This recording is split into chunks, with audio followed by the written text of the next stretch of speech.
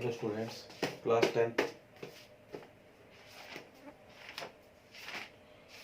आज का बेटा लेक्चर दोनों मीडियम का कॉमन है कि कोई ज़्यादा फर्क नहीं है। फोर्थ क्वेश्चन आप कर रहे थे और फोर्थ क्वेश्चन के 15 पार्ट है और सभी पार्ट्स को बेटा ध्यान से हमें करना है और सभी में से क्वेश्चन बनने की पूरी जो उम्मीद होती है वो है। और दोनों मीडियम इकट्ठा है तो जो थोड़ा बहुत जो चेंज होगा सिर्फ कोई 2-4% है, इसलिए कॉमन बनाया गया ये। तो बोला गया, पहले मैं इंग्लिश में पढ़ता हूँ फिर हिंदी में बताता हूँ आपको इसका मतलब क्या है। Which of the following are AP? If they form an AP, find the common difference D and write 3 more term. इसने ये पूछा बेटा कि इनमें से कौन सी AP है, और अगर AP है तो आपको कॉमन डिफरेंस फाइंड करना है और अगली 3 टर्म निकाल के लानी है। अब अगर हिंदी मीडियम की बात करें तो इसने ये कहा है कि नीचे आपको काफी सारे क्वेश्चन दे रखे हैं, पूछा जा रहा है कि इनमें से कौन सी समांतर श्रेणी है, और अगर समांतर श्रेणी हो तो सारवंतर ज्ञात करना है आपको और अगले 3 पद भी आपको ज्ञात करने हैं। बस ये हिंदी में फर्क है। तो देखो पहला क्वेश्चन,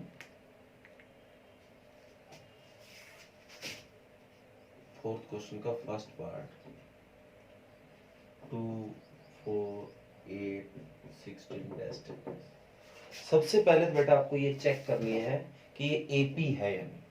अब हिंदी मीडियम में अपन जिसको समांतर श्रेणी या समांतर श्रेणी बोलते हैं उसको इंग्लिश में एपी बोलते हैं। तो जब मैं एपी वर्ड को यूज करूंगा तो आप समझ जाना कि मैं समांतर श्रेणी की बात कर रहा हूँ। तो सबसे पहले में ये चेक करना है कि ये एपी है या नहीं है। तो एपी चेक करने के लिए जो सारवंतर डिफरेंस है वो सेम आना जरूरी है। तो जैसे फर्स्ट टर्म जो पहला पद होता है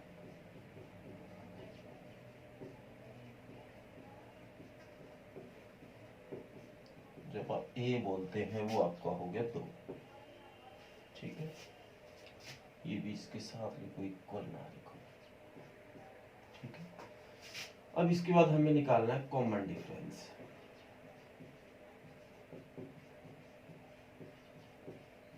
जिसको कि डी बोला जाता है सारव अंतर। और निकालने का तरीका है a2 माइनस a1। तो a2 आपका 4 हो गया माइनस a1 2 हो गया, ये a2 है ये a1 है, तो ये आपका 2 आ गया। पर अकेले एक कॉमन डिफरेंस या सारवंतर से काम नहीं चलेगा, यहाँ आपको 2 निकालने क्योंकि चेक कर रहे हो आप। तो ये इसका नाम d1 दे दो, आगे निकाल लो d2। तो अगर d1 को आपने a2 माइनस a1 लिखा है तो जो d2 है वो a3 माइनस a2 होगा। तो तीसरे में से दूसरा माइनस करना है, तो आपका 8 माइनस 4 कितना आ गया 4। d1 आपका कितना आया 2, d2 आपका कितना आया 4। क्या आपस में बराबर है? नहीं है। तो अगर सारवंतर कॉमन डिफरेंस ही बराबर नहीं है तो यह समांतर श्रेणी नहीं है। This is not an AP, ये एपी नहीं है। और अगर एपी नहीं है तो आपको नेक्स्ट जो 3 टर्म है, जो अगले 3 पद है वो नहीं ज्ञात करने। मतलब अगर एपी हो तो ही अगले जो थर्ड टर्म है 3 टर्म है वो निकाल के लाने हैं। तो बस इसको इतना लिख के छोड़ देना, this is not an AP, यह एक समांतर श्रेणी नहीं है। इसके बाद बेटा नेक्स्ट है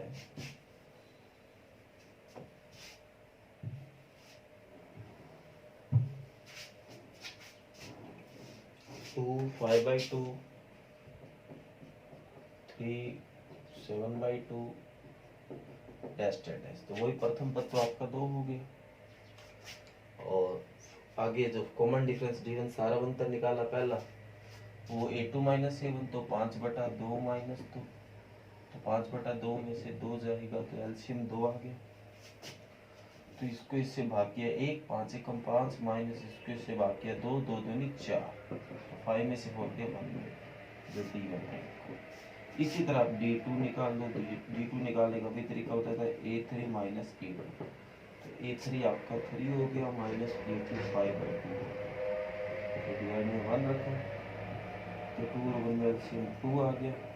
इसको इसे डिवाइड किया 2, इसको इसे भाग करेंगे 2, 2 3 6, इसको इससे भाग करेंगे डिवाइड करेंगे 1, ये 5 तो 6 में से 5 गया 1/2। तो यहाँ d1 भी 1/2 और d2 भी 1/2, दोनों 1/2 है, तो d1 बराबर आ गया d2 के। तो हाँ, ये एक समांतर श्रेणी है। Yes, this is an AP, ये एक एपी होगा। तो अब एपी है तो अगले 3 टर्म आपको निकाल के लाने, अगले 3 पद आपको ज्ञात करने हैं। कैसे देखो, ये पहला है, ये दूसरा है, ये तीसरा, ये चौथा, आपको 5वां निकालना, फिफ्थ टर्म निकालना। और फिफ्थ टर्म को लिखा जाता है A5। जो 5वां पद है उसको A5 लिखेंगे और निकालने का तरीका होगा A + 4D, मतलब D के साथ एक कम। तो A आपके पास 2 है प्लस 4D की वैल्यू 1/2, ये इससे कट हो गया। तो 2 + 2 = 2, कितना आ गया 4। इसी तरह छठवां पद A6, वो होगा A + 5D। तो A की वैल्यू 2 है प्लस 5 × D की 1/2, तो 2 + 5/2 हो गया। तो लघुत्तम लिया 2 आ गया, इसको इसे भाग किया 2, 2 दूनी 4, इसको इसे भाग किया 1, 5 × 5, तो 4 और 5 9/2। ये आपका छठवां है। इसी तरह आपको निकालना है सातवां। तो A + 6D, तो ये आपका हो गया A2 + 6D की जगह 1/2, तो ये इसे 3 पे कटा, तो 2 + 3 = 3, तो 2 और 3 कितना हो गया 5। तो अगले 3 टर्म, अगले 3 पद भी हमने ज्ञात कर दिए। सबसे पहले तो आपको ये चेक करना होता है कि समांतर श्रेणी एपी है या नहीं है। अगर एपी हो तो ये काम करना, अगर एपी ना हो, समांतर श्रेणी ही ना हो, तो ये काम आपको अगला करना ही नहीं है। तो ये आपका क्वेश्चन नंबर 4 का जो पार्ट नंबर 2 था। उम्मीद करता हूँ समझ आया है। इसके बाद बेटा कुछ माइनस में टर्म आ जाए तो क्या करना है।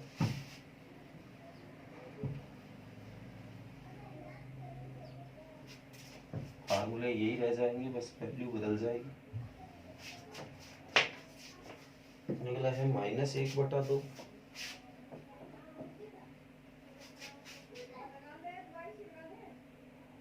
वैसे कल हिंदी मीडियम में इसके 5 पार्ट दिए थे, पर लगा कि कुछ बच्चों से इनमें से 2 या 3 पार्ट ना भी हो या कोई गलती कर देंगे, तो इसलिए उनको भी दोबारा करवाया जा रहा है ये।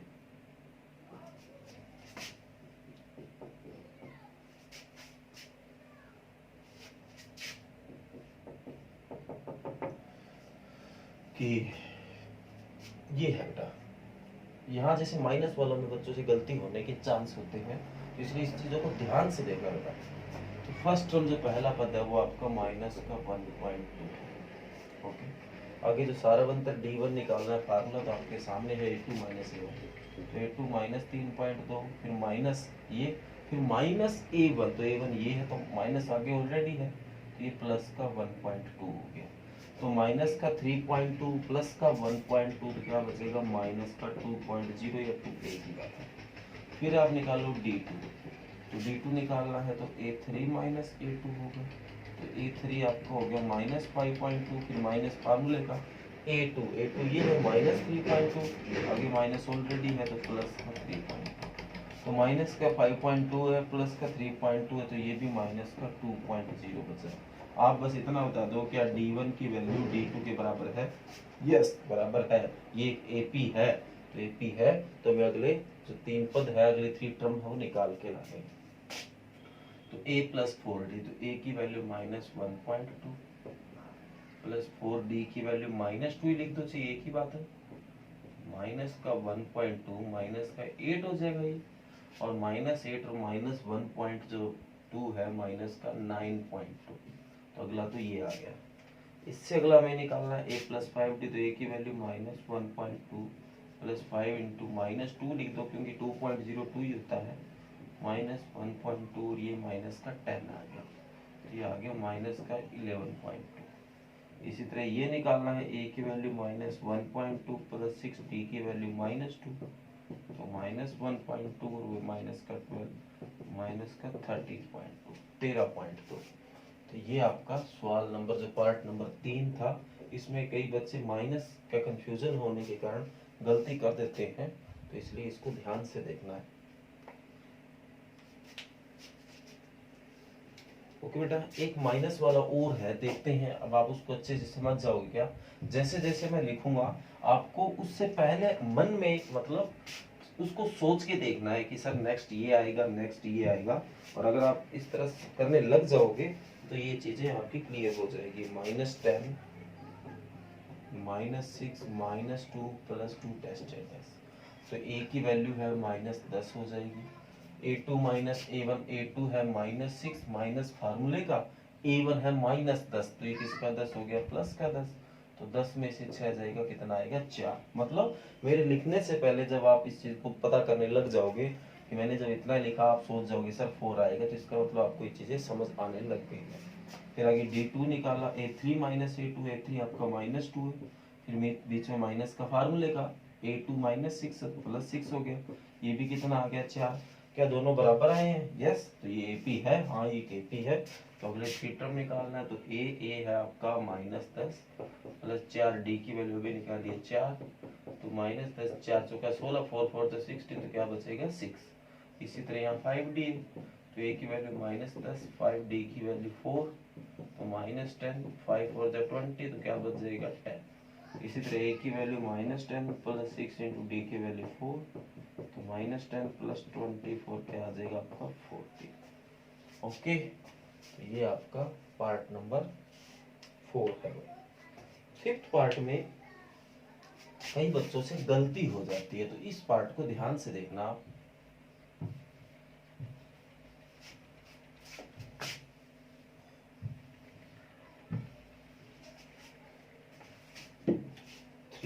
और मोस्ट इंपॉर्टेंट भी है, 3 प्लस √2, 3 प्लस 2√2, 3 प्लस 3√2, √2 का मतलब वर्गमूल दो।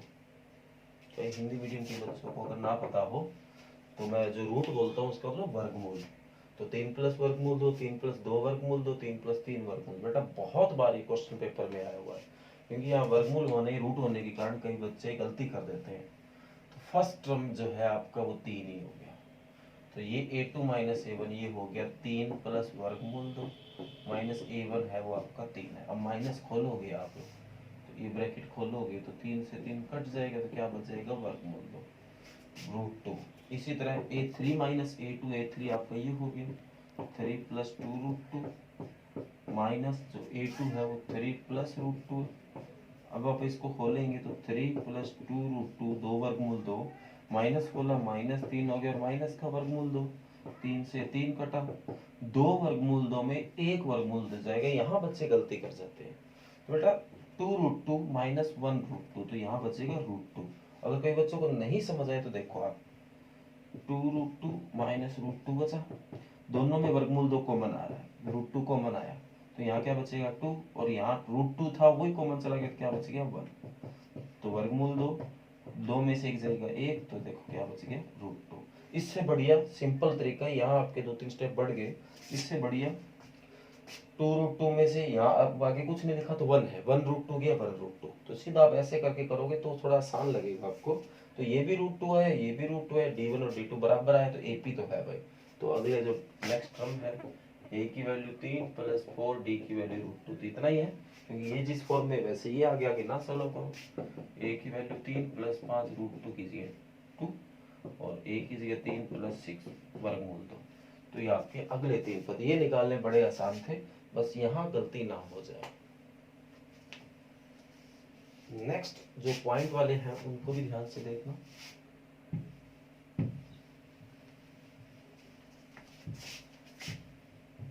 देखो आप इसकी स्टेटमेंट,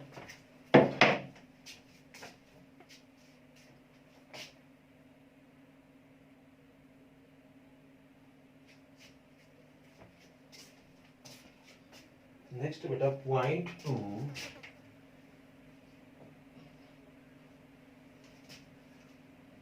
0.22, 0.222, 0.4 बार 2 बाई डेस्ट। ध्यान से इसको एक बार सोच के देखो आप कि कैसे हल करना है।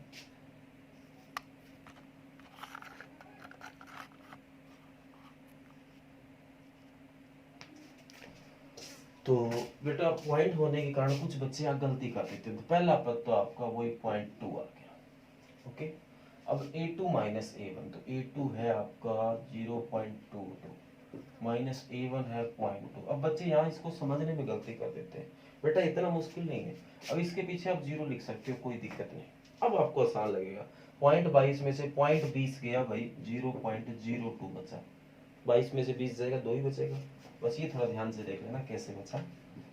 आगे D2 निकाला, A3 माइनस A2, तो A3 की वैल्यू 0.222 माइनस A2 0.22।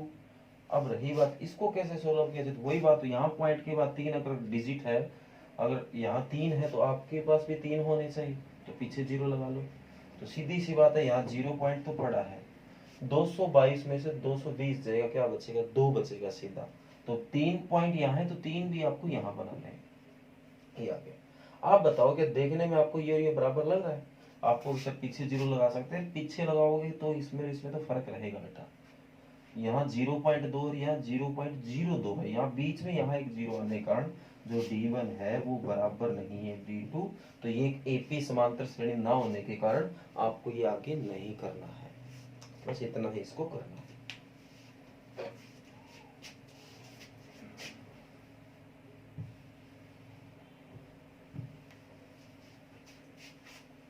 अगला बेटा -1/2 -1/2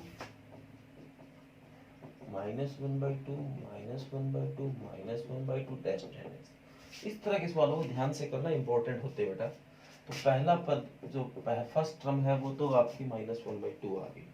अब आगे बात A2 माइनस A1, तो A2 आपका -1/2, फिर बीच में माइनस फार्मूले का, A1 भी माइनस का 1/2, तो किसका हो गया, प्लस का, तो इससे कट हो गया क्योंकि एक जैसे हैं, तो 0 आ गया। इसी तरह A3 भी आपका -1/2, तो बीच में माइनस फार्मूले का, A2 भी -1/2 प्लस 1/2 हो गया, फिर इससे कट हो गया, क्या आ गया, 0 आया। जिस भी तरीके से, पर दोनों D1 और D2 की वैल्यू क्या है, बराबर है, सेम है, इक्वल है, ये तो AP है। तो अगले 3 टर्म निकालो भाई। तो A की वैल्यू -1/2 प्लस 4, D की वैल्यू भी -1/2, सॉरी D की वैल्यू 0, D की वैल्यू 0, ये तो 0 हो गया, तो -1/2 प्लस 0, तो -1/2D आ गया। इसी तरह की -1/2 प्लस 5 इंटू D की 0, तो -1/2 प्लस 0 क्या आ गया, -1/2। इसी तरह A की वैल्यू -1/2 प्लस 6 इंटू D की 0, तो -1/2 इंटू 0 क्या आ गया, -1/2। ओके, तो देखो ये सीरीज सेम चलती आपकी जा रही है। ये 8वां पार्ट था बेटा, क्योंकि इसके पार्ट काफी सारे बेटा, तो ना 1-2 पार्ट करवा के भी नहीं छोड़ सकते, सारे आपको करने जरूरी है ये पार्ट। तो इसलिए मैं भी अगर इनको आपको इस तरह कराऊंगा तो कई बच्चे क्या, बहुत से बच्चे इनको कर लेंगे। तो ये सारे के सारे पार्ट एक एक आपको अपनी कॉपी में भी करने हैं। कई बार ये होता है 15 है, चलो आपका कोई 2-4 या 5-7 कर लेते हैं, आधे कर लेते हैं, ऐसा नहीं बेटा, सारे के सारे पार्ट आपको करने हैं। मोस्टली जो गलतियां होती है वो देखिए आप, वो पार्ट ध्यान से देखें। 10वां है ये इसका, चौथे का, A 2A 3A 4। तो आपकी जो फर्स्ट टर्म पहला पद है वो A ही आ गया, ठीक है। A2 माइनस A1 है, A2 2A माइनस A ही आ जाएगा, 2A में से जाएगा A बचेगा। इसी तरह A3 माइनस A2 है वो 3A माइनस A2 2A, तो ये भी क्या आ गया, A। क्या दोनों बराबर है, बिल्कुल है, तो D1 बराबर हो गया D2। ओके, तो ये अगले 3 पद, तो A की वैल्यू तो A ही है, प्लस 4D, D की वैल्यू भी A ही है, तो A और 4 है कितना, A हो गया 5 है। इसी तरह अगला A प्लस 5 D की जगह भी A क्या हो गया 6A, तो A प्लस D की जगह भी A, ये क्या हो गया 7 है, ठीक है। इंपॉर्टेंट क्वेश्चन है बेटा। अगला भी कुछ इस तरह का है, बस थोड़ा ध्यान से देखना आप।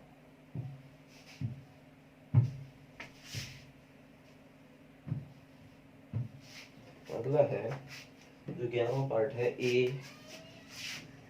A का स्क्वायर, A की क्यूब, A की 4 डैश डैश। कई बच्चे उसको भी ऐसे समझ लेते हैं जो पिछला भी पार्ट किया था, इसमें बेटा डिफरेंस है।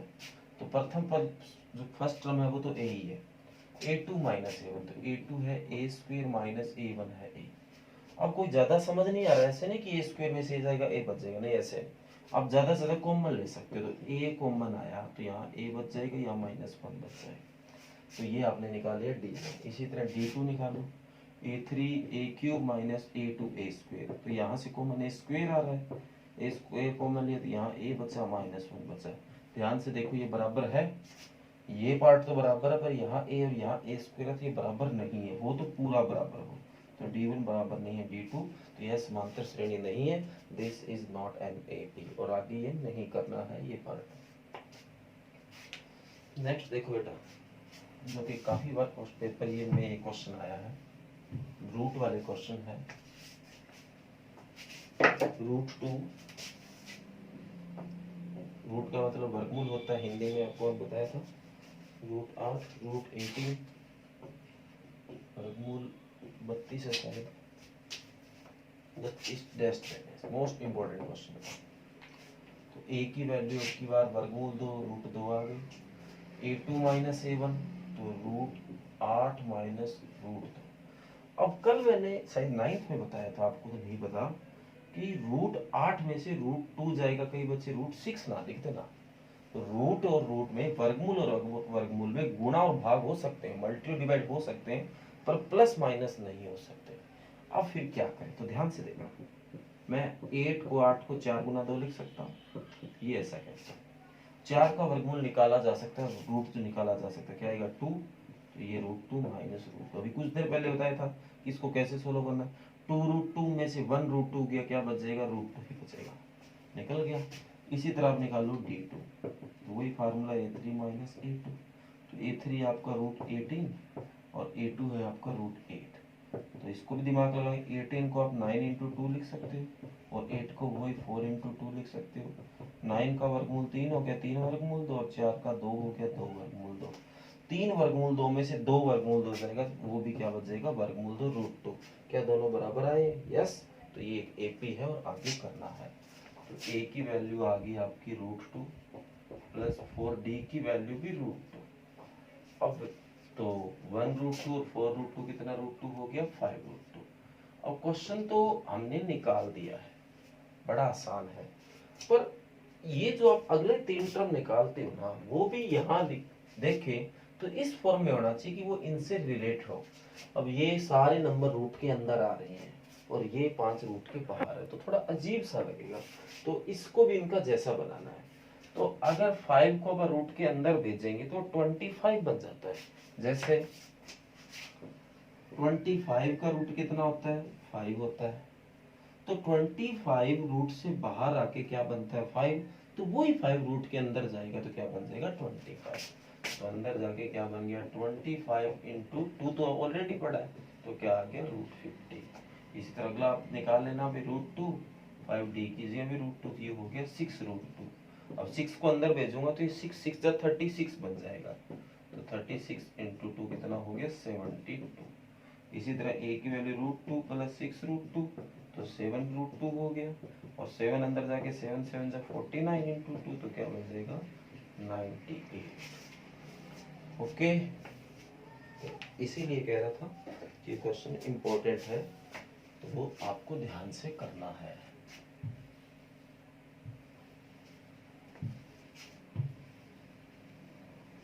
इसी तरह रूट वाला और क्वेश्चन है बेटा, अब उसको करेंगे, √3 √6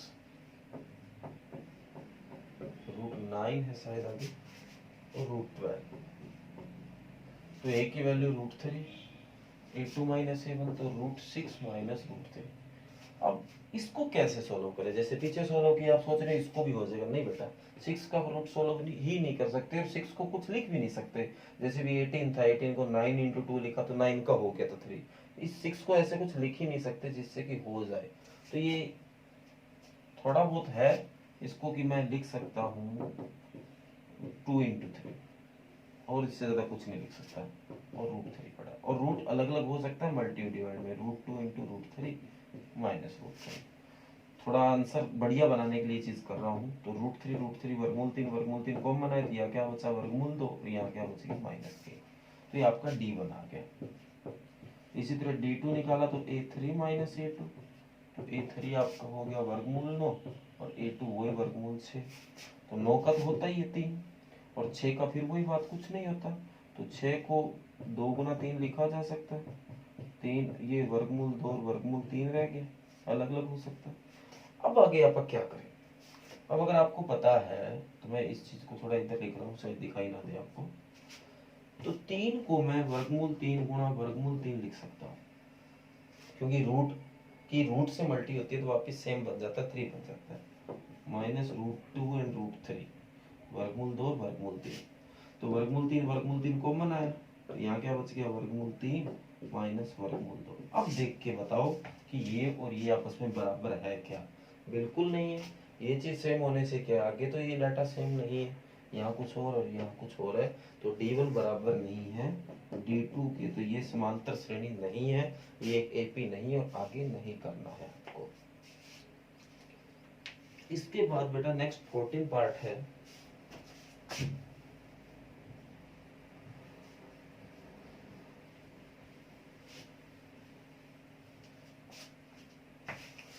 वन का स्क्वायर, 3 का स्क्वायर, 5 का स्क्वायर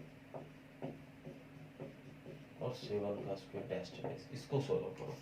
तो ये तो आपका 1 का स्क्वायर 1 ही आ गया, 8 2 माइनस 7, 3 का स्क्वायर माइनस 1 का स्क्वायर, 3 का स्क्वायर 9 और 1 का स्क्वायर 1 कितना आ गया 8। इसी तरह जब D2 निकालना है तो A3 माइनस A2, तो A3 आपका 5 का स्क्वायर माइनस 3 का स्क्वायर, तो 5 का स्क्वायर 25 आ गया, 3 का स्क्वायर 9, तो कितना आ गया 16। क्या लग रहा है ये बराबर है?